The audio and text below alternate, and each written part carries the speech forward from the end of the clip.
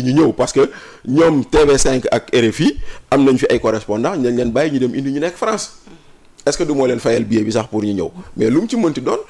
bon c'est une opération boo xam ne wax na ci lu bëri am na loo xam ne def na polémique en France. amul xaalis bu mu fayal kenn billet n'oublie pas que même le chroniqueur Khadim nee na ba muy ñëwaat si kër googu këram courant bi dafa coupé woon. waaye fa bi dafa jeexoon. waaw d'accord waaye léegi nag xam nga c'est pas parce que Khadim wax na ko dëgg la mais nit ku taxaw ne la am na 1,7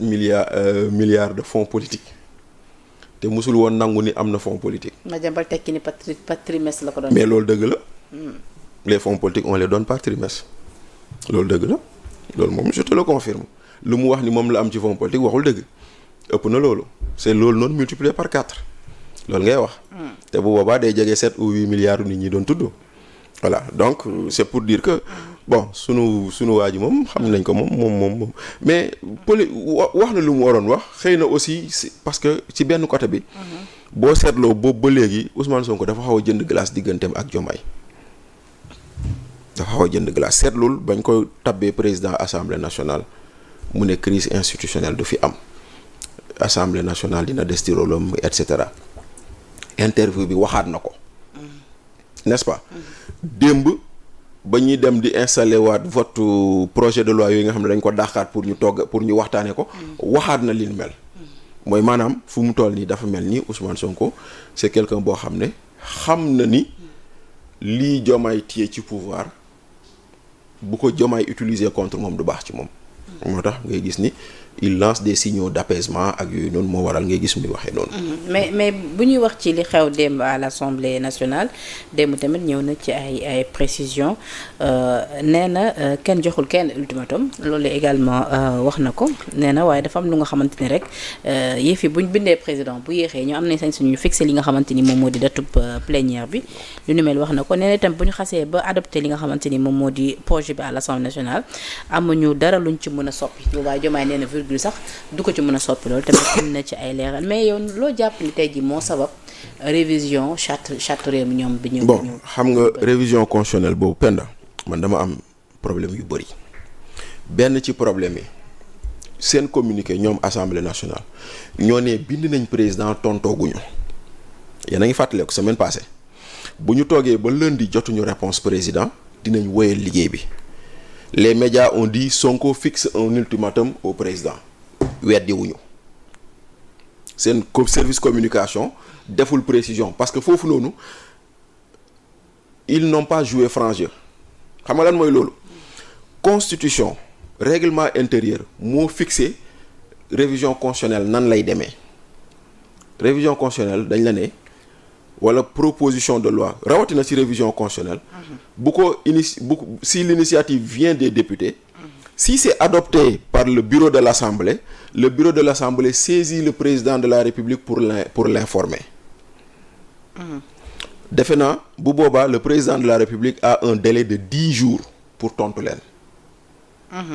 10 jours yooyu bu motee te gisuñu tontu président de la République yoon may na leen ñu wéyal seen liggéey kon ñoom foofu lu leen waroon mooy ñu expliquer sénégalais yi ni bind nañ président am na fukki fan pour tontu ñu bu fukki fan yi motee liggéey bi day wëy looloo taxoon nga gis seen communiqué bu ñu ne à 10 jours dañuy continuer donc loolu ñoom waxuñu ko ba mu leer journalistes yi interprété ko comme ultimatum donc moom mu ñëw toog di weddi ni loolu ultimatum amul soit wala benn ñaareel bi damaa jàpp ni aussi président de la République dafa nekk di foo ak sénégalais yi di jàppale Ousmane Sonko ci lu muy foo ak sénégalais yi ndaxte Penda fii la ñu indi loi proposition de loi modification code électoral en ses articles L29 et L30 ñëpp gis ni nuñ ko defee baaxul n'est-ce pas foofu opposants yi lajj fa lajj bu métti amoon possibilité dem def recours ñu ne nañ bàyyi président mu jël ses responsabilités c'est une faute politique moom président ñu toog di laam-laame naan est-ce que saisir na conseil constitutionnel wala saisirul conseil constitutionnel son porte-parole Abdoulaye Tine génn def communiqué ne le président n'a pas saisi le conseil constitutionnel xam nga kon leer na mais lu tax fii nii Ousmane Sonko naan ñu le président nous a répondu parce que demande d'avis la demande d'avis bi nag ñetti tontu lay doon waaw ànd naa ci li ngeen bëgg a def déet ànduma ci li ngeen bëgg a def wala ànd naa ci li ngeen bëgg a def si kaw ngeen dindi lii ak lii ak lii wala ngeen soppi lii ak lii ak lii. waaw ñun loolu yëpp amuñu ci lu ñu leer. très bien. parce que gisuñu avis bi. très bien gisuñu avis bi mais kii ku mën a toog ñu ne président saisir na conseil constitutionnel nga weddi ko lu tax boo defee avis doo ko wax sénégalais yi foofu laa la naa ne Diomaye day foo ak sénégalais yi pourquoi moom ses services n'expliquent pas lan moo nekk ci avis bi.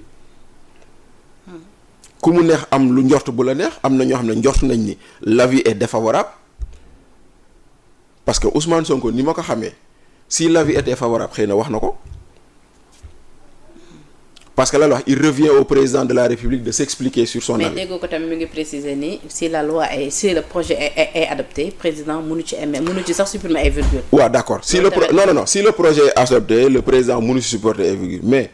pour la promulgation le président peut choisir la voie du référendum. waaw. le président peut choisir le président peut choisir la voie du référendum. benn waa xaaral ñaareel bi le président peut demander l'avis du conseil constitutionnel avant promulgation. Si le conseil constitutionnel dit le projet n'est pas conforme à la constitution on met à la poubelle kon c'est pas là n'est pas le problème donc chacun est dans ses prérogatives mais dama jàpp ni le jeu qu'on est en train de voir se dérouler c'est un jeu sale. Parce mais que pourquoi vouloir révisionner la constitution ci moment yi te ñenn ngi neen lu mel su amee premier ministre dafay gën a am doole alors que Ousmane Sonko moom il n'est plus premier ministre. wala moom c'est prévu pour mu dellusiwaat. man daal dafa am ñaar yu ma jàpp. benn bi président de la république ba ñuy waxu article L29 L30 ci interview bu ñu ko def bu mu defoon ak médias yi newoon na lii bu ñu demee révision constitutionnelle dinañ ko soppi. da xam nga loolu la waxoon kon. nit ñi ñu ngi xaar mu soppi L29 ak L30 bii nga xam ne député yi dañ ko defar taaye ko habillé ko pour Ousmane Sonko maintenant mu mel ni ñoom député yi bëgguñu ñu laal seen révision boobu noonu ñu jéem a court-circuiter le président dans ses projets de réforme parce que président de la République dafa génnee 4 avant-projets de réforme 4 avant-projets yoo xam ne da ko génnee teg ko ci table bi wax lu muy wax expliquer ñu jël projet de avis yooyu noonu yóbbu ko conseil constitutionnel. conseil constitutionnel kenn kon ñu doon xaar initiative bi président porté ko. moo tax may la fu mu toll nii ñoom dañuy politique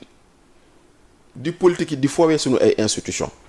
premier ministre dafa war a fort wala premier ministre dafa war a faible. loolu c'est dans la nature du régime qu'on a au Sénégal est-ce qu'on veut aller vers un régime présidentiel ou est-ce qu'on veut aller vers un régime parlementaire. parce que li ma gis nii c'est les contours d'un régime parlementaire parce que nee nañ premier ministre mooy définir la politique de la nation en accord avec le président. alors que ñun constitution bu ñu am dafa ne président mooy définir politique de la nation premier ministre moo koy appliquer. si biir ni ñu ne le président nomme aux emplois civils et militaires fii dañu ne les emplois militaires bàyyi nañ ko président mais premier ministre am na possibilité nommer aux emplois civils. est-ce que xel mën na nangu dans ce cas-là si ce projet est adopté Sonko delluwaat. non mais xam nga xel mën na. xanaa kay duñu adopté projet bi nga xamante ni moom. xam nga lu xel mën a nangu. moo di ni effectivement on a l'impression que on veut continuer à nous maintenir un bicéphalisme à la tête de l'exécutif. te nag bicéphalisme boobu noonu la ñu bëgg a jëmmal est-ce que xel dina nangu Ousmane Sonko dellu ou pas mën na nekk parce que tey jii nii exemple hypothèse le projet de réforme passe il est adopté le premier ministre nga xam ne Al Amin Lo il a 90 jours après sa nomination pour aller faire sa déclaration de politique générale mu ñëw taxaw def déclaration de politique générale député yi ne ko li nga ñu jox doyuñu on te fait une motion de censure bu boobaa si tu appliques les nouvelles dispositions président mënul nommer premier ministre te waxtaanu ci après président de l'Assemblée nationale léegi bu boobaa bu nee man maa bëgg a dellu premier ministre nag qu'est-ce qui va se passer. wala ñu proposer keneen koo xam te ni Pastef lay. voilà qu'est-ce qui va se passer. donc attention à ce que nous sommes en train de voir. moo tax nag quelque part ñii ci noppi waxuñu dara ñii seetaan moo tax ma naan on est en train de jouer avec nos institutions. dans des situations de guéguerre politique. mais ñëpp toog di ko xool. d'accord coowal Azer bi nag la ñuy dugg.